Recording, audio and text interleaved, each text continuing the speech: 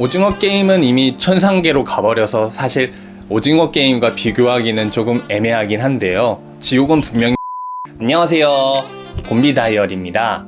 오늘 기록할 컨텐츠는 넷플릭스 새 오리지널 시리즈 지옥입니다. 오징어 게임이 전 세계를 강타한 지도 벌써 2달이 흘렀습니다. 그 열풍을 이어갈 것으로 매우 강력하게 기대를 모으고 있는 작품이 바로 지옥인데요. 19일 공개를 앞두고 있습니다. 영화 부산행 반도로 우리에게 익숙한 연상호 감독이 연출과 각본을 맡았고요. 유아인, 김현주, 박정민, 양익준, 원진아 등 배우 라인업도 굉장히 화려합니다. 오늘은 여러분들이 지옥을 보시기 전 반드시 알아둬야 할 세계관과 지옥의 관람 포인트 몇 개를 짚어보도록 하겠습니다.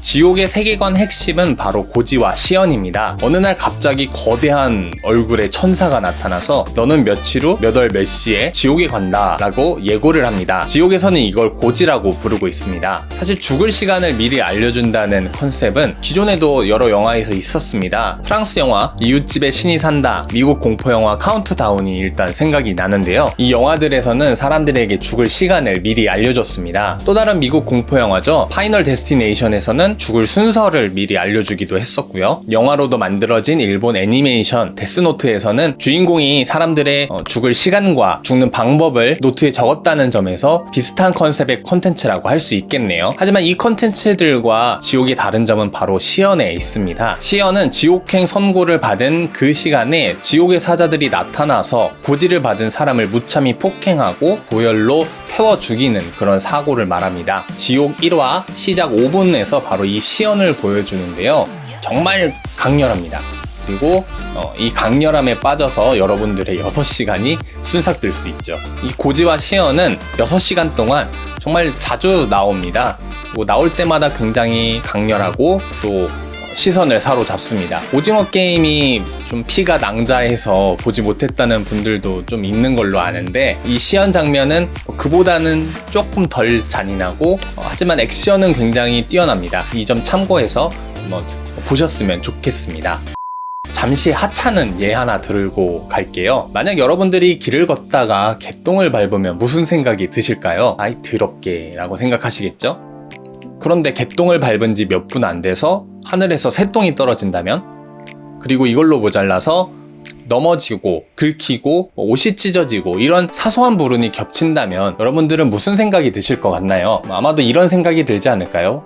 아, 왜 나한테 이런 일들이 계속 자꾸 일어나는 거지? 지옥 속 평범한 사람들도 비슷한 생각을 하고 있습니다. 사람들은 백주대낮 도로 한복판에서 일어난 첫 번째 시연을 괴생명체에 의한 살인사건이라고 생각했습니다. 그런데 고지받은 사람이 실제로 지옥행 선고를 받은 그 날짜에 지옥의 사자들이 나타나서 그를 죽이는 장면을 목격하게 됩니다. 그리고 나서는 굉장히 큰 혼란에 빠지죠. 도대체 왜 이 세상에 이런 일들이 일어나게 된 거지? 하면서요. 이런 혼란을 틈타 무섭게 부흥하는 단체가 있는데 바로 새진리회입니다. 배우 유아인이 이 새진리회의 수장 정진수 의장을 연기합니다. 그는 고지와 시연은 권선징악을 보여주려는 신의 의도라고 이야기를 합니다. 그렇기 때문에 우리는 죄를 짓지 않고 착하게 살아야 한다고 강조를 하죠. 그와 시연을 비슷하게 해석하지만 조금 다르게 행동하는 집단 화살척도 있습니다. 이들은 고지를 받은 죄인이 자신의 죄를 고백해야 한다고 강조를 하고요. 고지받은 사람의 신상,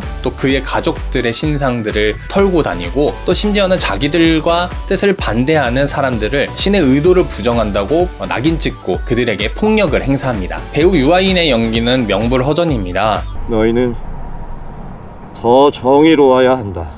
저는 원작 웹툰도 봤었는데요. 그야말로 웹툰을 뚫고 나온 남자입니다. 유아인이 정진수이고 정진수가 유아인인 그런 몰입도 높은 연기를 보여줍니다. 정진수는 왜 새진리회를 만들었을까요? 그리고 그의 진짜 의도는 무엇일까요? 또 놓쳐서 안 될 배우가 한 명 더 있는데 박정자 역을 연기한 김신록 배우입니다. 김신록 배우는 연상호 감독의 전작 TVN 드라마 방법에 출연을 했었고요. 또 굉장한 마니아층을 만들었었던 드라마죠. JTBC 괴물에도 출연한 바 있습니다.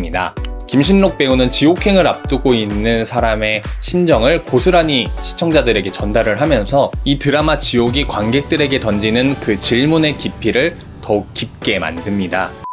국사 시간에 배운 소도를 기억하시는 분들 있을까요? 소도는 고대 삼한시대에 있었던 성역입니다. 어떤 죄를 지은 죄인이더라도 이 소도 안에 들어가면 잡지 못했다고 합니다. 김현주 배우가 연기하는 민혜진 변호사가 소속된 법률사무소의 이름이 바로 소도인데요. 소도와 민혜진 변호사는 새진리회와 정진수 의장 그리고 화살촉이 사람들을 선동한다고 생각하고 있습니다. 그리고 화살촉에게 피해를 입은 사람들의 변호를 맡고 있습니다. 민혜진 변호사는 정진수와 정면으로 맞붙게 되는 사건이 있는데 바로 박정자의 시연 중계입니다. 새진리회는 고지를 받은 박정자가 자신들을 찾아오자 30억을 주면서 그 시연 장면을 중계하고 싶다고 말합니다. 그리고 박정자는 소도를 찾아가서 이 30억을 무사히 받을 수 있게 해달라고 민혜진한테 부탁을 하죠. 그 과정에서 민혜진과 새진리회 정진수는 의견 충돌을 빚게 되고 갈등 관계를 이루게 됩니다. 진경훈 형사는 배우 양익준이 연기했습니다. 진경훈은 한 살인범에게 아내를 잃은 과거가 있는데요. 그는 첫 번째 시연이 살인사건이라고 생각하고 추적을 하던 중에 정진수를 만나게 됩니다. 그리고 정진수가 새진리회에 교리를 설파하는 그런 집회 장소에서 바로 자신의 딸을 만나게 되죠. 정진수는 진경훈 형사의 딸을 약점으로 잡고 진경훈 형사에게 무리한 부탁을 하게 됩니다.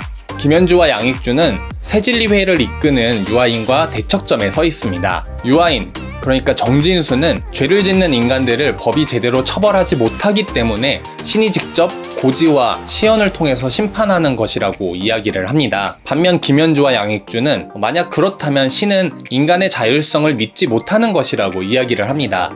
새진리회와 화살촉 그리고 경찰과 소도의 대립은 관객들에게 정말 많은 생각을 하게 합니다.